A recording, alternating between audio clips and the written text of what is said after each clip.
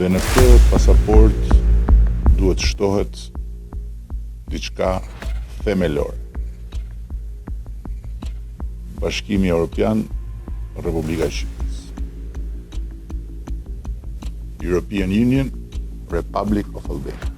Kryeministri Edi Rama përdori integrimin e Bashkimit Evropian si kartë elektorale, duke premtuar se vetëm Partia Socialiste mund ta çojë vendin drejt antarësimit. Ai premtoi përfundimin e negociatave deri në vitin 2027, por delegacioni i Bashkimit Evropian në Tiranë ka sqaruar se ky proces nuk lidhet me rezultatin e zgjedhjeve dhe është një objektiv kombëtar i mbështetur nga të gjithë shqiptarët. Pavarësisht nga rezultati i zgjedhjeve, Bashkimi Evropian do të vjojë mbështetjen për Shqipërinë, duke punuar me institucionet dhe shoqërinë civile, deklaroi zyra e Bashkimit Evropian në Tiranë për Birn. Procesi i integrimit është teknik dhe kushtëzohet nga përmbushja e kritereve të vendosura nga Brukseli.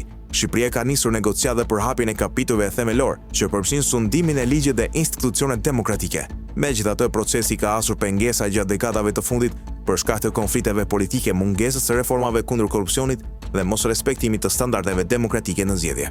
Delegacioni i Bashkimit Evropian thekson se integrimi është një proces meritokratik dhe Shqipëria duhet të përshpejtojë reformat në shtetin e së drejtës, luftë kundër korrupsionit dhe krimit organizuar, si dhe mbrojtjen e të drejtave të njerëzit.